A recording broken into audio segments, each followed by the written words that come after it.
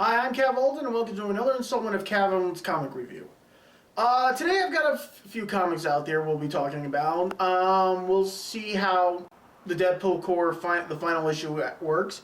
We'll see if the new Deadpool Family seems to be working better. And see how the new Axe Cop from Dark Horse is funny, if not. And talk about the new Brightest comic as well. Let's go straight into with Deadpool number 12. Surprisingly enough, it is a kind of sad to see the Corps go. I actually enjoyed the Corps. It seemed to be probably my third favorite Deadpool comic, compared to Suicide Kings and Merc with the Mouth. So I gotta say, if I had to put the two in like a top 5, I'm probably putting Deadpool Corps at number 3. Because at the moment I can't think of any others.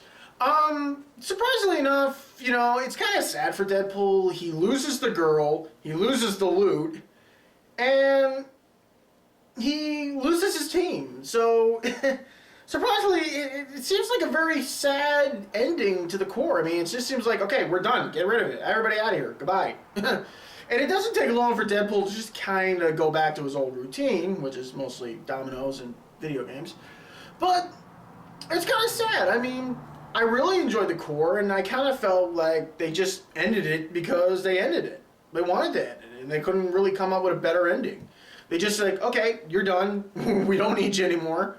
It's over. Go back to your own dimensions. We don't see you. Bye. The thing is, I mean, like, they just dump everybody back off in their own dimensions. They don't decide you want to stay together. And I think Deadpool even starts to regret it. He's like saying, I had everything. I had a ship. I was flying around space. I was well known. I was feared. I was respected. I had all these women. I had all this money. I had a great team that, that knew who I was, And then I lost everything, And I think it went away, Like I said, I am kind of sad to see the book go. I mean, when I heard about its cancellation. Moving on, luckily enough, we do have the Corps is still together. Now, with the Deadpool Family, issue number 1. Surprisingly, this is not what I actually expect in the book.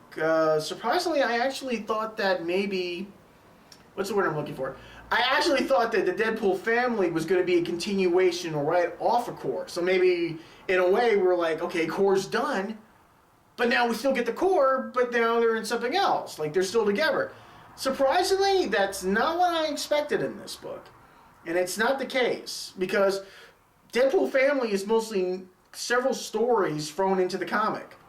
Like, the Corps is still together. They're still a group. I guess they're living together now. But now we get different stories and scenarios where the Corps is interacting with other members of the Marvel Universe. Like, in one story, we have Kidpool trying to impress a bunch of kids with, he's like saying, hey, I got laser swords. And like, yeah, laser swords are cool, man. And then some kids are like, I got robots from Japan. I'm like, robots from Japan are so much cooler than laser swords. And you're like, what? Really? Oh, man. So, he tries to impress kids, and then an awkward story, apparently, I guess, this is actually a shock to me. Surprisingly, I guess the Corps, somehow Lady Deadpool and Headpool have kind of an awkward relationship that seems to be affecting the job, the sanctity of the Corps, and the rest of the members think, maybe you two need to work this out, see a therapist or something, because frankly enough, your little relationship is affecting the job. So we see how they deal with, which actually gets kind of a little gross near the end if you actually think about it. We have another story, mostly Dogpool, and it's very cartoonish, kind of almost Chuck Avery sort of in a way. Mostly seeing somehow what happens if Dogpool got into a fight with Sentry Dog. Actually, wait, hold on. I didn't even know the Sentry even had a dog. I'll be honest with you. I never cared for the Sentry. I kept, Sonny, the Sentry dog. Yeah, okay. First of all, I never cared for the Sentry. I thought he was just a big, overgrown crybaby with superpowers that were ripping off of Superman. I know some creators actually take copies off of other characters, But honestly, Sentry was just nothing but a big, overgrown crybaby with Superman powers, okay? And then I find out there's a dog. He has a dog. And I guess the thing is, what happens if Dogpool fought Sentry Dog? And it's kind of very cartoonish. The style of the art is very cartoonish. The style is also very cartoonish in a way. It's a nice little story, but it's a little cartoonish. So basically, it makes me also kind of wonder who would win in a fight: Crypto the Super Dog versus Sonny the Sentry Dog. Apparently, if the dog's anything like Sentry, my money's on Crypto. Then the last story. The last story is mostly just Deadpool, and it's a nice. Well, actually, it's almost reminisces to Frank Miller's Sin City in a way, and the art style, the darkness of it all, and everything. It's very Frank Miller. It's a nice little story to it, but like I said, I wasn't expecting Deadpool Family to be like 4 stories in one. I expected it to be like the Deadpool Corps living in a house together, trying to be mercs, and also trying to be a family at the same time. So, who knows? It's just the first issue. Maybe the second issue will be something different. Maybe it'll be the same. I'm not sure. Now, moving on to Axe Cop from Dark Horse Comics. I have issue 2 here. Surprisingly enough, Axe Cop should be a good example for anyone out there trying to get involved with comic books, being a writer or an artist, proving the fact that if a 6-year-old can write this and a 30-year-old can draw this, then pretty much anyone can get a shot at being in comics. The only thing is, the artistry is very nice. The guy who does it does a really nice job. It's it's almost very comic-like style and cartoon in a way, but very funny. But the thing is, you really have to dial back the intelligence to probably enjoy this comic.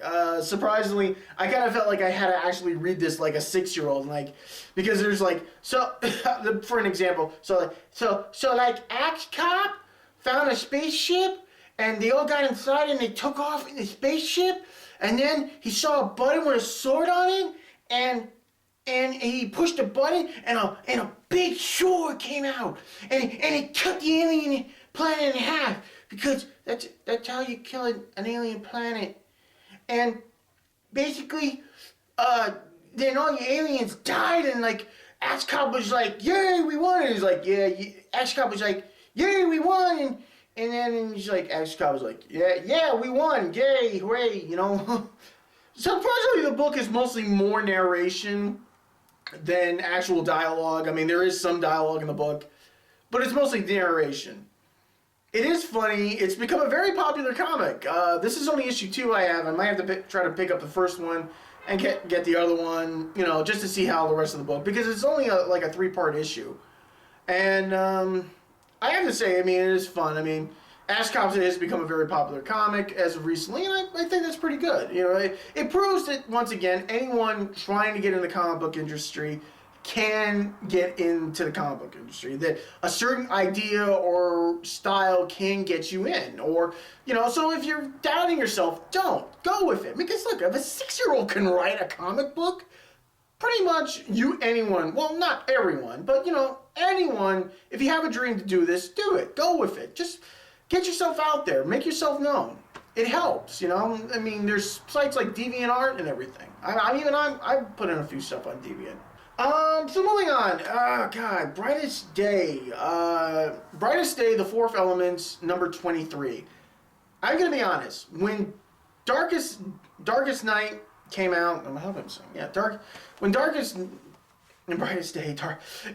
Night came out, I never actually picked up a single issue of the story arc. When my friend Chad, who's also a comic book aficionado, told me about it, he's like, dude, everybody's brought back to life and they're all zombies and everything. I'm like, wait, zombies in DC? I was like, why didn't I pick this book up? And then he's like, oh yeah, Superman became a zombie, and then Wonder Woman's like, wait, and even Batman was like, Batman died. It was like, yeah, well, everybody brought back to life, even his parents and everything. It was like, oh man. It's so cool. And then, then certain characters were brought back to life, and, and then other members, how do I put this? And then everybody, there are now different versions of the Corps, of the Lantern Corps now, and then I moved on into Brightest Day.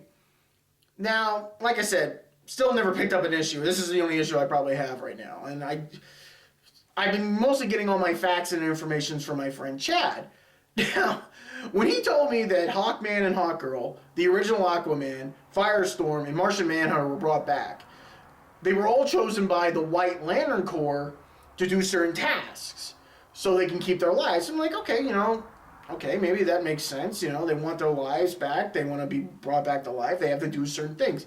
Some of those things seemed a little crazy, and then a lot of those other ones seemed like honorable, noble ways to prove, hey, I deserve my life back.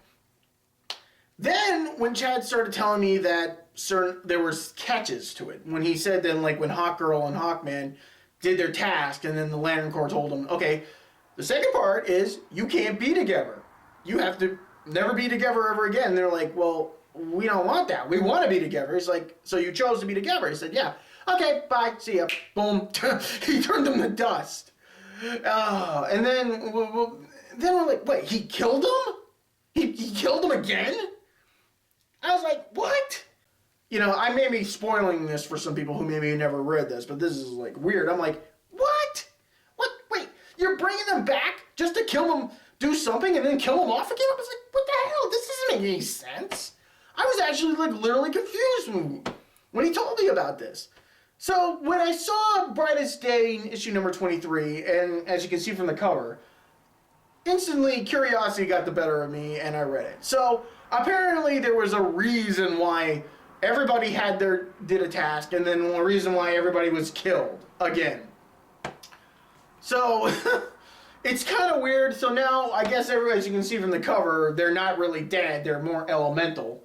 And I guess the reason is they become elemental to bring back the chosen one. And for some people, and and the funny thing is, when I thought the Deadman coming back, I said, yeah, Deadman seems like a good choice to be part of the White Lantern Corps. I mean, the guy's dead already. Giving him back his life actually seems like a good thing.